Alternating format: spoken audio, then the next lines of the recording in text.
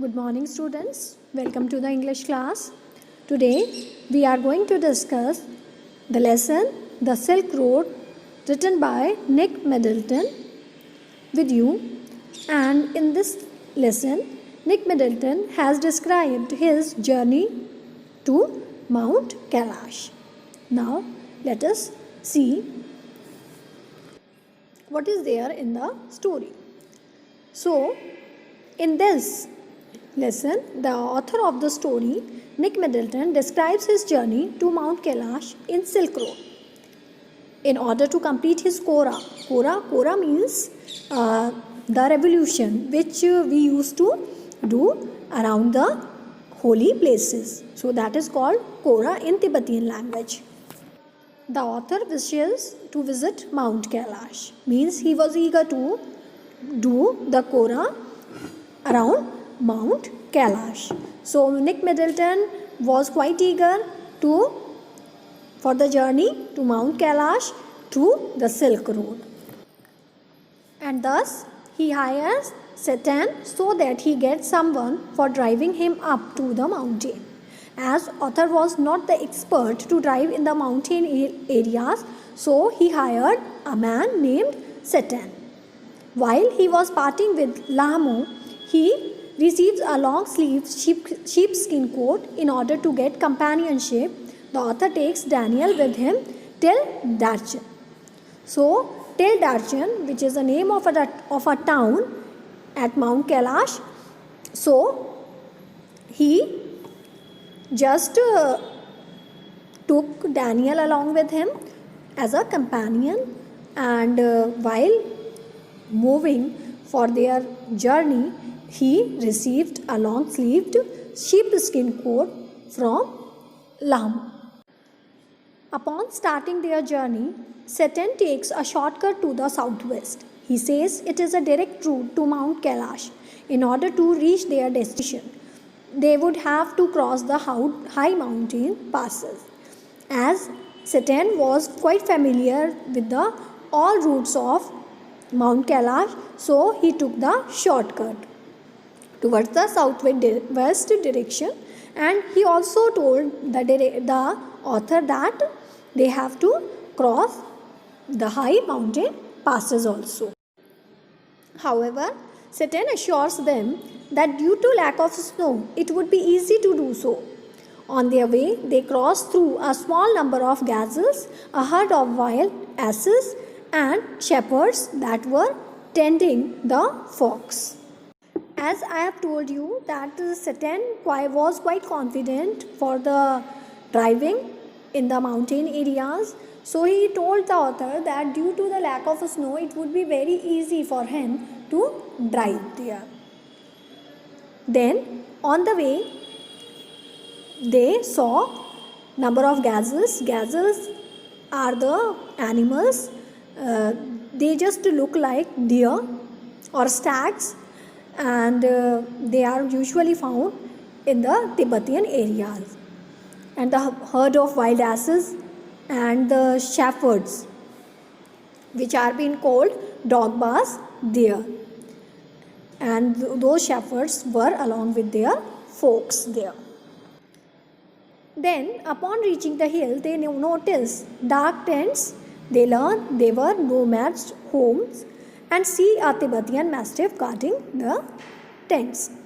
They saw the Tibetan mastiffs.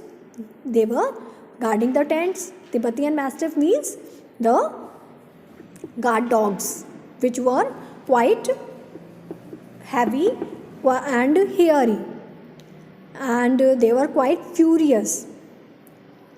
Okay, so when they reached there, they saw that nomads' homes were there, and they were rearing, means they were having the guard dogs named as Tibetan mastiffs.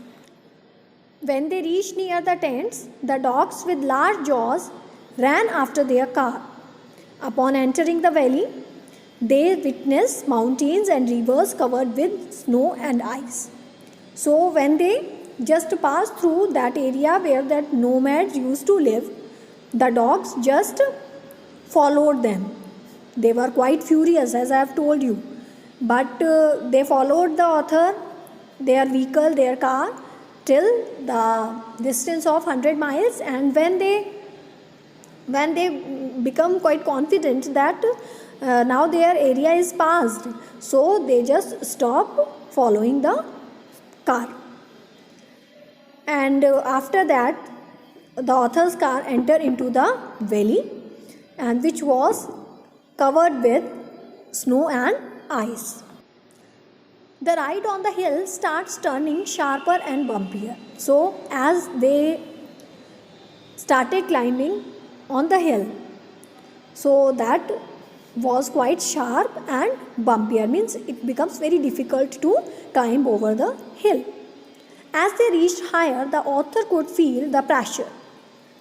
As we know that while climbing up, atmospheric pressure gets very low.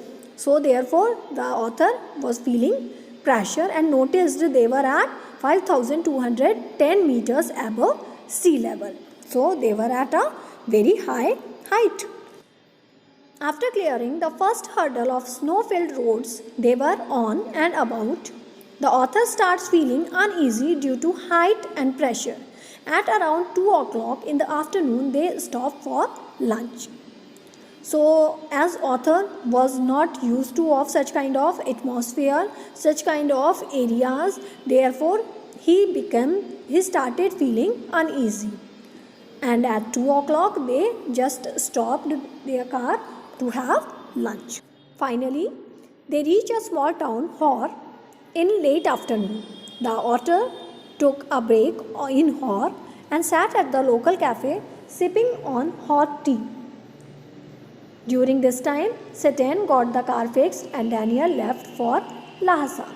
So when they reached at the small town Hor, Daniel just moved towards his destination as he wanted to go to Lhasa. So Daniel, who was the companion of author, he just left Satan and author and moved towards Lhasa in a truck. Then the author took the break and he had tea at a cafe, and Satan got the car fixed. The author did not like Hor too much. Upon resuming the journey, they stay at the night at a guest house in Darchen. We see how he suffers from nose congestion due to the altitude change and chilly weather. He goes to see a Tibetan doctor and receives a 5-day course medication. So, author didn't like the town Hor, as the author was not habitual of the altitude visits. Therefore, he suffered from the nose congestion, and therefore he has to visit the Tibetan doctor, and from there he got the course of 5 days medicine. After that, he feels better and enjoys his stay at Darchen, where he meets another pilgrim, Normo. As Darchen had no pilgrims, the author finds relief and decides to complete the pilgrimage with him. So, as author's companions had left, so he didn't have any companion. Now he met a new person named Norbo, who too was a pilgrim and who himself had came to complete the Kora. So at Darchen he met the author and Norbo both decided that both of them will complete the Kora together. Finally, they hire yaks for their luggage and Norbo gives up while collapsing across the table and laughing. Norbo says it would not be possible for him, and he also had a big tummy. So finally, author and Norbo both hire the yaks so that their luggage can be carried on them. And as Norbo was quite fatty, he had a big tummy. Therefore, Norbo himself was making fun of him that he had a big tummy. Therefore, it won't be possible for him to go by carrying the luggage for the Kora. Now, let us see what do we conclude with the story, The Silk Road. To sum up the Silk Road summary, we learn about the author's journey through the Silk Road and determination of pilgrims and the hardships they face. So, in this chapter, the hardships faced by the author are being mentioned very beautifully. So, read the lesson once again so that you would enjoy it and learn it more clearly. Thank you.